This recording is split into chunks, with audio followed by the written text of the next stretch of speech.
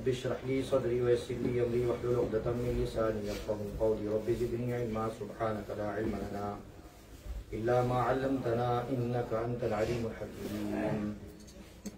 अल्लाहुम्मा सल्लि अला मुहम्मद व अला आलि मुहम्मद कमा सल्लैता अला इब्राहीम व अला आलि इब्राहीम इन्नका हमीदुम मजीद। अल्लाहुम्मा बारिक कमा बारकता अला इब्राहीम व अला आलि इब्राहीम इन्नका हमीदुम मजीद।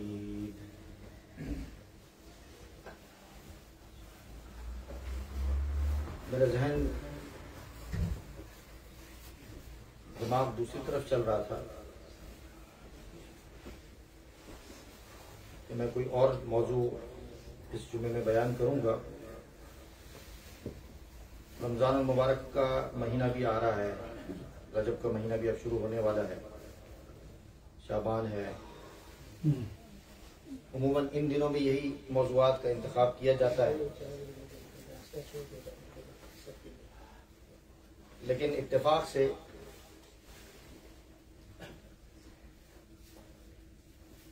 हमारे दोस्त तशरीफ लाए हुए थे पाकिस्तान से। उन्होंने मुझसे कहा कि मैंने कोई किताब पढ़ी है तो उसमें कोई मसला मैंने देखा है।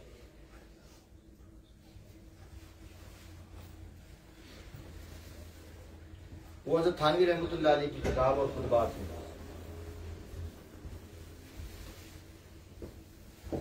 तो मैंने कहा कि मुझे जरा वो किताब ऊपर से लाके मुझे दे। इंसान पढ़ते पढ़ते चीजें सामने आती रहती हैं और कई दफा ऐसा होता है कि वो गुजर जाती है और खास उस मौजू से मुताल्लिक उस बंदे का जहन नहीं जा रहा होता, तो उस मौजू पर भी बात करनी चाहिए। उमूमन हमारे जो यहाँ के जो इमाम साहब हैं, मौलाना फजलुल इस्लाम साहब, इन मौजूआत को अगरचे टच करते हैं, लेकिन जाहिर बात है वक्त की तंगी होती है और पूरे मौजू का अहाता नहीं किया जाता।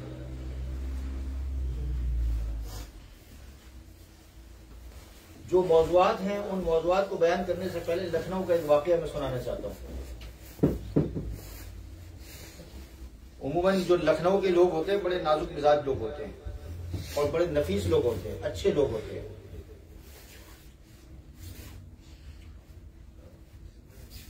तो मियां बीवी का आपस में झगड़ा हो गया,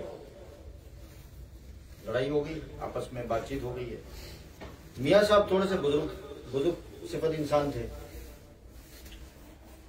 अल्लाह वाले कहने, कोई नेक बंदे कहने, अल्लाह के वली कहने। और बीवी साहिबा जो थी जरा बद मिजाज थी, बहुत गुस्से वाली थी, बात बात पर उनको सुनाया करती थी। तो उन्होंने फिर वही बात है, थोड़ा सा गुस्सा तो आ जाता है इंसान को, तो उन्होंने ये कह दिया कि जी इतना अरसा हो गया तुझे, इतना अरसा मेरे साथ रहते हुए हो गया और तेरी अब तक इस्लाह नहीं हुई है। बुजुर्ग तो ये इसी तरह की बात करते हैं ना, यार मेरे साथ एक बंदा ठहरा हुआ है, 22 साल हो गए, 23 साल हो गए, 24 साल हो गए और अभी तक वही उसी तरह का मिजाज है और अब तक इस्लाह नहीं हो रही है। लेकिन इस्लाह होते होते इंसान का वक्त लगता है, ये ज़िम्नन बात अर्ज़ कर रहा हूं। तो तू बड़ी कमबख्त है, तू बड़ी कमबख्त है, तेरी इस्लाह अब तक नहीं हुई है। तो उसने ये कहा आगे से कि मौलाना साहब,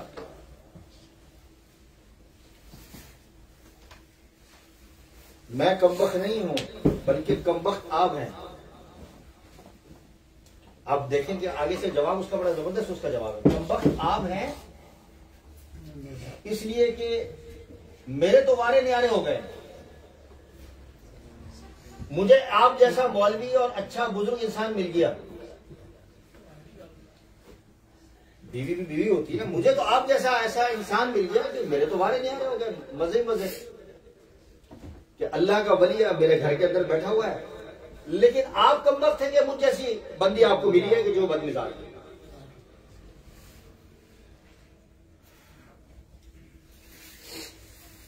तो इसी तरह के एक और वाकया किताबों में लिखा हुआ है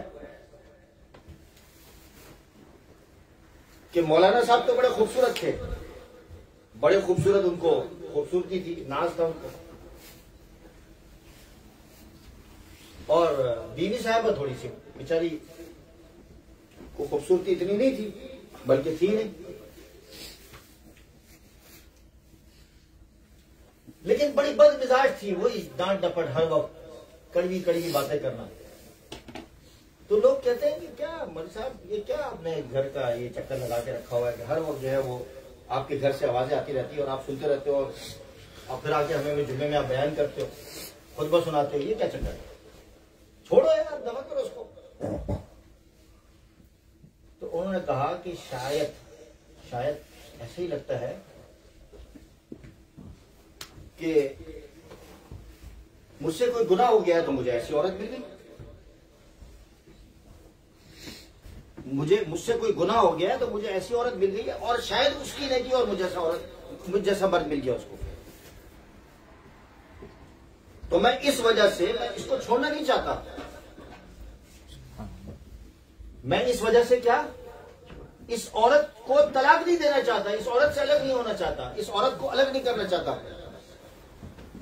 कि शायद ये मेरा ये जो गुनाह जिंदगी पर मैंने किए हैं और मुझे इस तरह की औरत मुझे मेरे नसीब में आई है, तो ये औरत का आना ये मेरे लिए कफारा बन सकता है।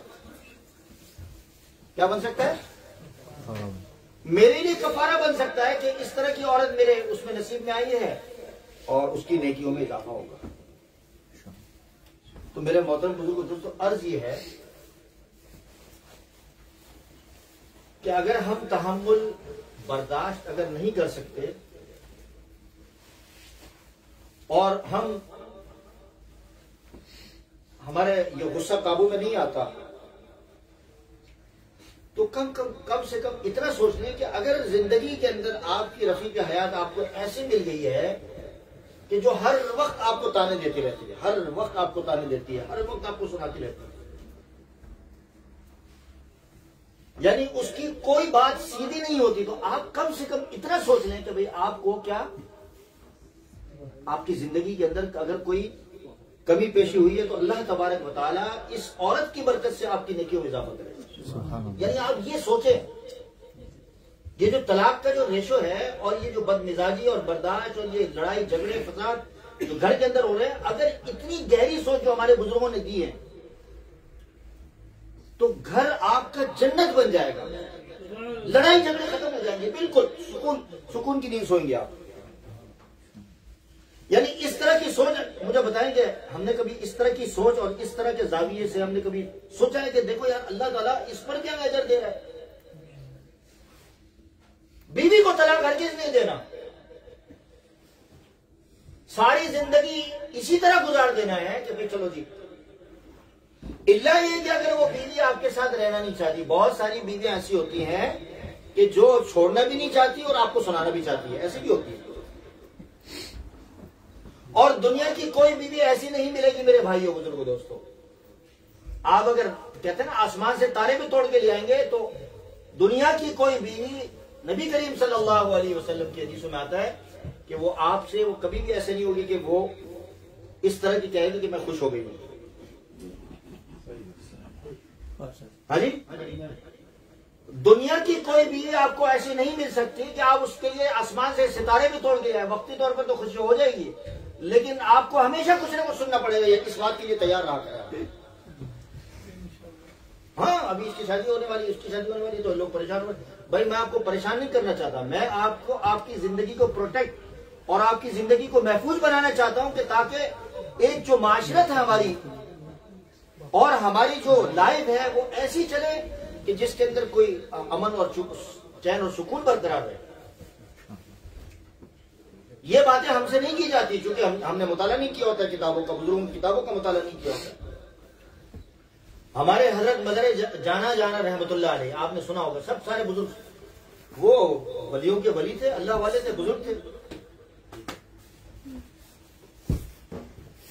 अल्लाह के वली थे। अब मुझे बताएं कि ऐसे अल्लाह के वली को ऐसी बुजुर्गन मिल गई है और ऐसी मिल गई जो हर वक्त उनको सुनाती है और उनके मिजाज के बारे में किताबों में लिखा हुआ है क्या है कि अगर रजाई के अंदर भी धागा भी अगर गलत सिया गया हो और गिलास भी अगर उल्टा हो तो वो उनके दिमाग में दर्द हो जाता था, उनको नींद नहीं आती थी कि यार ये मेरे से इतने नफीस इंसान। कारपेट अगर टेढ़ा हो, हमारी तो चप्पलें इधर से उधर होती है ना घर के अंदर भी, और यहाँ भी कपड़े टेढ़े मेढ़े पड़े होते हैं, बेतरतीब सारी चीजें रखी होती हैं। वो ऐसे बुजुर्ग थे कि कोई चीज बेतरतीब पड़ी हो तो उनके दिमाग में नफसियाती तौर पर वो परेशान हो जाते थे, ये चीज सही क्यों नहीं रखी हुई है। लेकिन आप अंदाजा करें कि अल्लाह तबारक व तआला ने उनको बीवी के जरिए से ऐसी आजमाइश में डाला कि उन्होंने ये वाहिद बेनजीर मिसाल है ये जो हमारे सामने है कि उन्होंने जिंदगी भर कभी बीवी को तलाक नहीं दी। किताबों में लिखा हुआ, पढ़ लें आप उसको। ऐसी बदमिजाज औरत कि वो परेशान रहते थे इस एतबार से, और ये कहते थे कि भाई अल्लाह ताला कोई ऐसी रास्ता निकाल देगा मेरे लिए। लोग कहते थे छोड़ दें। अब वो क्या करते थे, हर रोज जारी बात है कि वो वहां घर में खुदाम होते थे, बड़े अमीर कबीर थे, ऐसे थे अल्लाह वाले, हर रोज कहते थे कि जाके जरा अम्मा जी का जरा हाल मालूम करके आओ। तो खुदाम जाते थे तो वो आगे से शुरू हो जाती थी, तुम्हारा तो यूं, तुम्हारा तो पीर यूं है, तुम्हारा तो यूं पीर यूं, तुम्हारा तो पीर यूं है, आगे से वो। अब वो खादिम तो बेचारे आगे वो क्या मिजाज कुर्सी कर लिया, ठीक है अल्हम्दुलिल्लाह। एक हमारे जो जैसे होते हैं पठान दिमाग जो होते हैं हमारे सब, तो वो एक दिन उस खादिम को भेज दिए, जाओ जरा मालूम करके आओ जरा कैसे हाल है। चला गया, आगे से सुनाने शुरू कर दी। तो आगे से जब जवाब मिला तो फिर वो आए, दोबारा आए वो खादिम और कहा कि हजरत ये तो कैसा औरत है आपका, ऐसा कैसा औरत है ये, आप इसको तलाक क्यों नहीं दे रहे थे, इसका छुट्टी करे, ये तो ऐसा ये गलत बात करता है, बर्दाश्त नहीं करता है ना इंसान कभी। कहने लगे कि वो तो तुम्हारी तो बुजुर्ग है ना, बुजुर्ग, और अल्लाह की वलिया है, तुम तो उसको बुजुर्ग मानते हो ना, ऐसी खातून है। मेरे अल्लाह तबारक व तआला मेरे सब्र का इम्तिहान लेता है। औरत के जरिए से अल्लाह तबारक व तआला सब्र का इम्तिहान कैसे, आप अंदाजा करें,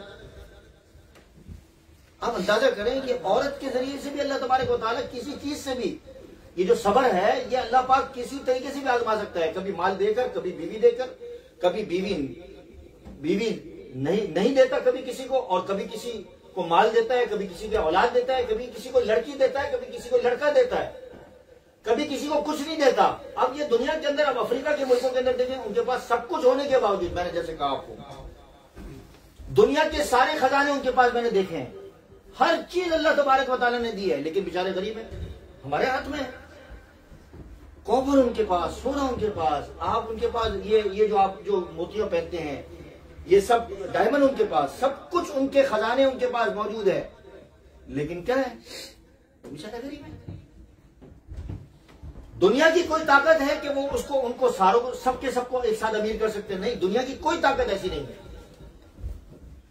ये सिर्फ अल्लाह तबारक व तआला ही जिसको चाहे अमीर बनाए, जिसको कबीर बनाए, जिसको गरीब बनाए, ये सिर्फ और सिर्फ अल्लाह ताला के हाथ में होता है।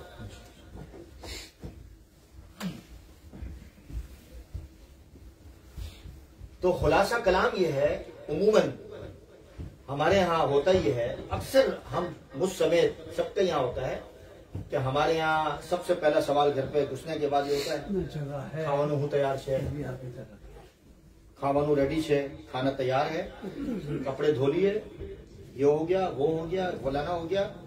ये जो एक जरूरत की जो चीजें हैं, इस हद तक बीवी के साथ रिलेशन है हमारी पास। वल्लाह मैं कह रहा हूं, जो बात मैं ये कह रहा हूं, ये मैंने पढ़ने के बावजूद ये इस फैसले पर आया हूं मैं। ये मैंने कल 2 दिन से इस किताब का मैं मुताला कर रहा हूं, और मुस्तकिल ये किताब का मुताला कर रहा हूं, और पहली दफा ये किताब मैंने इतनी तफसील से देखी। बाकी किताबों में हजरत थानवी रहमतुल्लाह अलैह के ये सारे इख्तिबासात थे, लेकिन डायरेक्ट हजरत थानवी की इस किताब को मैंने पहली दफा देखा तो मैं हैरान रह गया कि हजरत थानवी ने कैसी कैसी बातें लिखी हैं जो हमें पसंद नहीं है। उमूमन हम सबको पसंद नहीं है, चाहे मौलवी हो चाहे गैर मौलवी हो, ये तो एक उमूमी मसला है ना। शादी जरूरी तो नहीं कि मौलवी की होती है गैर मौलवी की नहीं होती, सबकी शादी होती है और सबकी जरूरत है। हमारा सिर्फ हम ये समझते हैं कि बीवी का हक ये है कि आपके लिए ये सारी चीजें तैयार रखे, बस। बीवी का हक ये है कि उसके साथ थोड़ी सी दिल लगी, थोड़ी सी बातचीत, थोड़ी सी हालचाल, थोड़ा वक्त उसके साथ बैठना, बच्चों के मामलात में तय करना। बाकी जो दीनी उमूर है कि भाई आप नमक तेज हो जाए तो आप इतने भरम हो जाते हैं कि आप घर से निकल जाते हैं गुस्से के अंदर। मिर्ची अगर तेज हो जाए तो आप इतने भरम हो जाते हैं, इतने गुस्से हो जाते हैं कि 3 दिन की जमात में निकल जाते हैं कि नहीं मैं अब 3 दिन के लिए जा रहा हूं, बस रोजा लगाने जा रहा हूं। ये ऐसी बात है। लेकिन कभी आप इस बात पर जो है, इस बात पर औरत से कभी आपकी थोड़ी सी खफगी हुई हो कि तुम नमाज नहीं पढ़ती। खफगी का लफ्ज इस्तेमाल कर रहा हूं मैं। खफगी का मतलब और होता है और उसका जो नेक्स्ट लेवल होता है वो कुछ और होता है। नेक्स्ट लेवल की तो मैं बात ही नहीं कर रहा। खफगी इस लेवल की कि जिस तरीके से नमक तेज होने पर बीवी से नाराज हो जाते हैं और सहरोजे पर निकल जाते हैं। कभी आप इस बात पर नाराज हुए हो, बीवी से खफगी हुई हो कि यार तुम नमाज नहीं पढ़ती। आप एक बार आप कहेंगे तो एक बार से तो कभी भी वो नमाज पे नहीं आएगी। वो आप अपने मुख्तदियों को सेट करने के लिए और बाहर दुनिया में तबलीग करने के लिए जब आप निकलते हैं तो क्या एक ही तरीके से तबलीग करते हैं? बताइए ना मेरे भाई। जब आप दूसरे लोगों के साथ लेन देन करते हैं तो लेन देन का मामला सबके साथ एक तरह होता है, मुख्तलिफ होता है। तो हर तरीके से आपने कोशिश करना है कि भाई बीवी के जो हुकूक हैं, सिर्फ ये नहीं है कि भाई आपके कपड़े धोए, बल्कि कपड़े भी बाद हमारे पाकिस्तान और हिंदुस्तान के अंदर और बहुत सारे ऐसे मुल्क के अंदर, अभी जिस तरीके से अफ्रीका के मुल्कों के अंदर बेचारी हमारे यहाँ जो काम करने वाली होती है वो तो सब कुछ वो संभाली भी होती है। औरत तो बड़ी, यानी हकीकत में वो क्या होती है, मलका होती है घर की। इसके बावजूद आपने उनसे इतना पूछना है कि भाई नमाज, कुरान करीम की तिलावत। नाराजगी सिर्फ और सिर्फ ये है कि अगर बीवी ने अगर पैसा मांग लिया आपसे तो आप नाराज हो जाएंगे। आपसे अगर घर की शॉपिंग लाने को कहा गया, आपकी शॉपिंग लेके आनी, भाई घर का सौदा सल्फ खत्म हो रहा है, तो आप नाराज हो जाएंगे। लेकिन आप नमाज का अगर आपसे आप उसको कहेंगे, नमाज का अगर कहेंगे तो इस बात पर आप नहीं आते। क्या वजह है इसकी? असल वजह क्या है?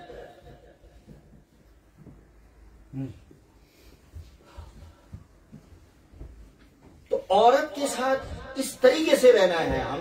मैंने किताब में पढ़ा है, अब मुझे पता चला है। लोग पता नहीं, मैंने जब ये बात लिखी तो लोगों ने फिर टेढ़े मेढ़े जो है, मर्दों ने टेढ़े मेढ़े कमेंट्स करने शुरू कर दिए कि मुझे आज पता चल रहा है कि सोशल मीडिया का नुकसान आपकी इस बयानिए से हो रहा है। भाई मैं अपनी तरफ से वल्लाह मैं कोई बात नहीं करता। मैं बात जो कर रहा हूं हजरत थानवी और कुरान और हदीस की रूह से मैं बता रहा हूं कि मैं जो बात में कर रहा हूं कि इसी लेवल की बात कर रहा हूं। बाद लोग खुश हो रहे होंगे, बाद लोग नाराज हो रहे होंगे इस बयानिए से। अब हम तो नहीं कर सकते। हमने तो वो बयानिया जारी करना है कि जो कुरान और सुन्नत के मुताबिक हो। क्या कह रहा था मैं बात को? कैसा रहना है? हाँ, मैंने ये बात लिखी कि औरत के साथ मुझे ये बताइए कि आप किसी अपने दोस्त पर कभी नाराज होते हैं, गुस्सा होते हैं? गुस्से से मुराद जो सख्त किस्म का जो गुस्सा होता है, बताइए मुझे। नहीं। अक्सर ऐसा होता है कि आप अपने दोस्तों से जब नाराज गुस्से हो जाते हैं तो वो आपसे दूर हो जाते हैं। ऐसा ये थानी ने लिखा हुआ है। औरत के साथ ऐसे रहना है कि जैसे आप दोस्त के साथ रहते हैं। होता यह है कि दोस्त का लिहाज ज्यादा होता है, जिस तरह माँ बाप के साथ है ना, वो हदीस में माँ बाप का लिहाज कम है, दोस्तों का लिहाज ज्यादा है। इसी तरीके से औरत के साथ इस तरीके से बर्ताव करना है जिस तरीके से आप प्यार मोहब्बत, दोस्त फोन करता है अभी आ जाओ, फौरन आप उठ के आ जाते हैं। तो बीवी भी कभी कभार आपको बुला लिया करे रात को, दोस्तों के साथ लंबी लंबी रातें आप बैठक लगाते हो, ताश वाश खेलते हो, बैठक लगाते हो, वहां अपने मुल्कों के अंदर चाय वाय पीते हो। तो कभी बीवी अगर बोलते तो नाराज ना होया करो, गुस्से ना होया करो, चलो जी चले जाए घर पे, कोई ऐसी बात नहीं है आपको। बात यह है कि आपको ये सारी डीलिंग के तरीके अगर आ गए तो फिर आपकी जिंदगी भर पुरसुकून होगी, फिर आपको कभी तंग नहीं करेगी। वो आपको कहेगी जाओ घर से बाहर जाओ, बहुत मोहब्बत पूरी हो गई, बहुत मोहब्बत हो गई। आप इतने शुगर की फैक्ट्री बन जाओ, इतनी मोहब्बत आप पहले ही दे दो उसको, ये सारे मसले पैदा नहीं होंगे मेरे भाई। अब 2 मसले हैं, अब बस बहुत मुख्तसर मसले हैं, बहुत मुख्तसर, जो आज की मैंने ये जो मैंने मुताला किया है उसका खुलासा मैं पेश कर रहा हूं। तो बहुत बड़ी किताब है हज़रत थानवी की। मैंने कल साथियों को जब लिखा था तो फिर लोग कहते हैं क्यों लिखा है ये, आप 1 महीने का ट्रिप लगा के आए तो इसलिए ये बात कर रहे हैं। मैं कहा नहीं, इत्तेफाक ऐसा हो गया, इत्तेफाक ऐसा हो गया, हालांकि मेरा जहन दूसरी तरफ जा रहा है। 2 मौजू बड़े अहम है इस वक्त। एक औरत का नाज करना, औरत का नाज करना, जैसे कहते हैं ना औरत का नाज करना, औरत बहुत नाज करती है, ये एक मौजू है मुस्तकिल। फिर दूसरा मौजू हज़रत थानवी ने जो जिक्र किया है वो भी बड़ा अहम है। पहले दूसरे मौजू को ले लेते हैं, फिर ये वाला मौजू अगर टाइम बचा अगले हफ्ते या उसके बाद कभी जिंदगी रही तो उस पर बात करने के इशारा मैं कर दूंगा, औरत का नाश करना कैसे होगा।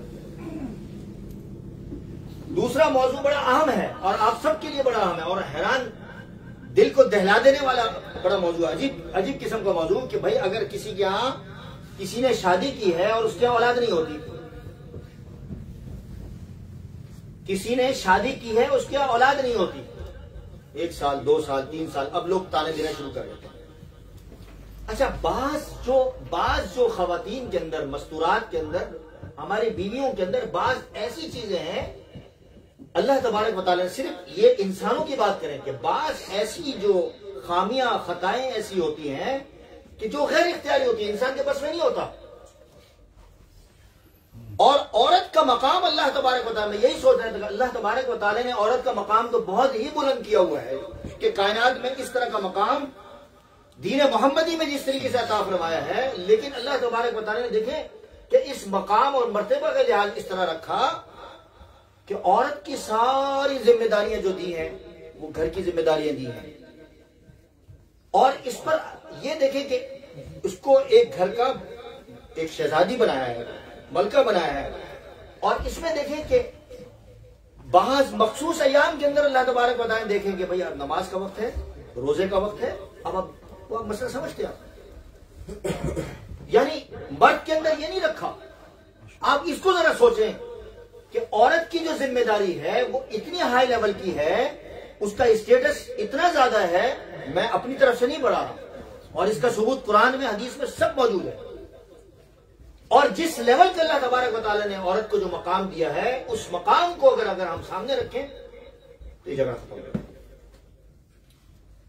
अब एक औरत शादी कर ली, आपने बच्चा नहीं हो रहा, अब बहस शुरू हो गई घर के अंदर। एक ससुराल वालों की तरफ से ताने, दबा के ताने कि बच्चा नहीं हो रहा, बच्चा नहीं हो रहा, बच्चा नहीं हो रहा। भाई कोई मशीन थोड़ी है कि घर के अंदर आप मशीन लेके आए और उधर से एक मशीन फिट कर दी और अगले आप 9 महीने के बाद जो है वो मशीन ने एक बच्चा जो है वो आपके सामने पेश कर दिया है। और बच्चा भी आपकी मर्जी के मुताबिक होगा।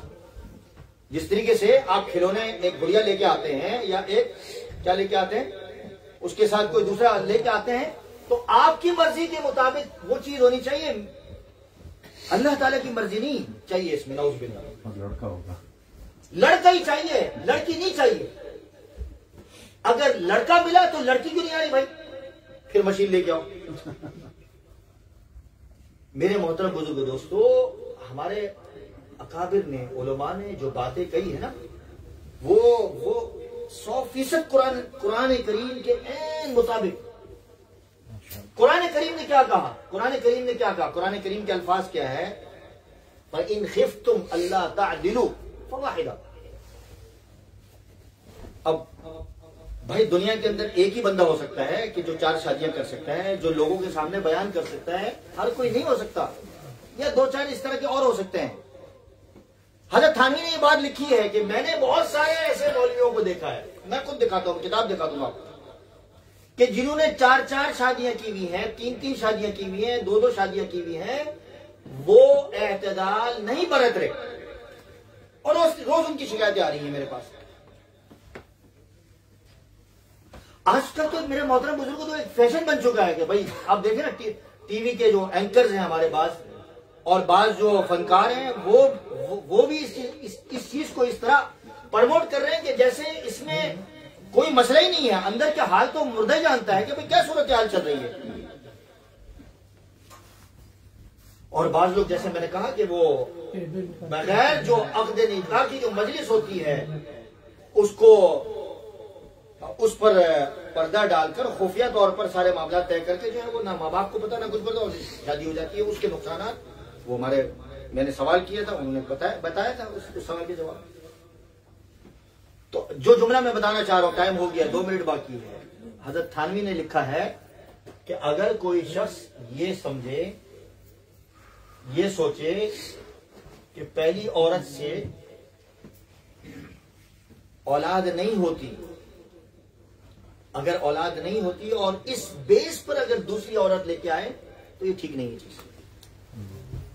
यानी ये पहली मर्तबा शायद आपने सुना होगा ये बात कि हजरत थानवी जैसी शख्सियत, इतनी बड़ी शख्सियत, वो ये कह रही है कि नहीं, अगर आप इस बेस पर अगर दूसरी औरत लेके आ रहे हो और फिर उसकी उन्होंने जो तशरीह की, कमाल की तशरीह की नस्ल इंसानी के हवाले से, हजरत आदम से लेके और जो आज तक की जो नस्ल इंसानी है उसकी अजीब तशरीह की है।